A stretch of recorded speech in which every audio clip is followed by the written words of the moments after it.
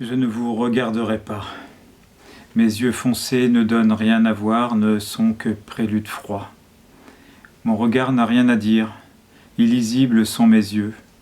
Alors je prends les mots pour tenter de voir en dessous du regard, en deçà, au travers, à l'envers, au plus profond du quoi. Le regard dans toutes ses anfractuosités, dans toutes ses failles, et les mots glissés dans toutes ses interstices. Le regard qui voyage aux confins de soi, dans tous les endroits à voir, dans toutes les ombres à percevoir. Je ne suis d'aucun appel. Il me faut balayer devant la porte de mon propre regard. Mes yeux ont leur propre généalogie. La peur des yeux noirs du Père transformée en crainte de mon propre regard, et un changement de vision en rejet. Pour moi, le sentiment d'avoir dès la naissance volé son regard à un autre nouveau-né. Instant, couleur, image, impression, ce que l'on met dans l'œil n'est que l'envie de s'approprier la lumière de l'autre. Cette lumière bien cachée au fond du vécu. Je ne vous regarderai pas. Ne pas fixer l'objectif, porter un regard léger jusqu'à l'envol, le plus léger possible sur les mots, jusqu'à les voir décoller, ne pas les alourdir par un regard hors de propos, se passer de lui, de tout ce qui sert ou dessert le regard, le débarrasser de tout sentiment, de toute émotion, fuir toute tentative d'éblouissement. Bander les yeux du lecteur pour le laisser au bord des mots, l'emmener vers l'enfoui. Le regard n'est pas qu'un œil. Je ne vous regarderai pas me regarder. La même crainte que l'œil de l'oiseau. La pudeur n'est pas qu'un mot. Y a-t-il une autre expression ? Ne pas vous laisser me dévisager, vous approprier mes yeux, mes paupières ou le droit de non-regard. Juste me laisser apparaître dans mes mots le poème au-delà de la dimension du regard. Vous n'aurez qu'à placer ces mots sous vos paupières et les incruster dans vos rétines. Pour placer le regard avant la conscience, je ne vous regarderai pas. Je sais le regard faux pas ou faux ami, je ne vous regarderai pas regarder votre écran. Et pourtant je sais, il n'y a que le regard, le seul sentiment du regard devant les mots. Ne pas craindre l'échange. Il y a un moment où le corps s'abrite dans le regard et se sauve de toutes les angoisses. Le regard change, il peut changer la vie. C'est étrange comme il peut changer au gré des mots et de leurs intentions. Le regard n'est pas un geste, et pourtant gesticule d'une image à l'autre, d'une horreur du monde à une autre.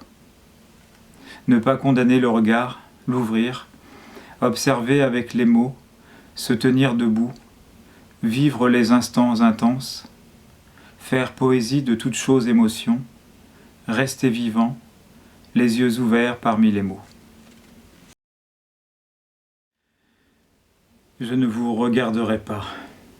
Mes yeux foncés ne donnent rien à voir, ne sont que prélude froid. Mon regard n'a rien à dire, illisibles sont mes yeux. Alors je prends les mots pour tenter de voir en dessous du regard, en deçà, au travers, à l'envers, au plus profond du quoi. Le regard dans toutes ses anfractuosités, dans toutes ses failles, et les mots glissés dans toutes ses interstices. Le regard qui voyage aux confins de soi, dans tous les endroits à voir, dans toutes les ombres à percevoir. Je ne suis d'aucun appel. Il me faut balayer devant la porte de mon propre regard. Mes yeux ont leur propre généalogie. La peur des yeux noirs du Père transformée en crainte de mon propre regard, et un changement de vision en rejet. Pour moi, le sentiment d'avoir dès la naissance volé son regard à un autre nouveau-né. Instant, couleur, image, impression, ce que l'on met dans l'œil n'est que l'envie de s'approprier la lumière de l'autre. Cette lumière bien cachée au fond du vécu. Je ne vous regarderai pas. Ne pas fixer l'objectif, porter un regard léger jusqu'à l'envol, le plus léger possible sur les mots, jusqu'à les voir décoller, ne pas les alourdir par un regard hors de propos, se passer de lui, de tout ce qui sert ou dessert le regard, le débarrasser de tout sentiment, de toute émotion, fuir toute tentative d'éblouissement.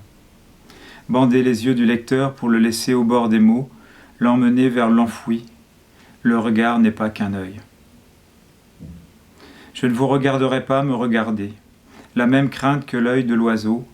La pudeur n'est pas qu'un mot. Y a-t-il une autre expression ? Ne pas vous laisser me dévisager, vous approprier mes yeux, mes paupières ou le droit de non-regard. Juste me laisser apparaître dans mes mots le poème au-delà de la dimension du regard. Vous n'aurez qu'à placer ces mots sous vos paupières et les incruster dans vos rétines.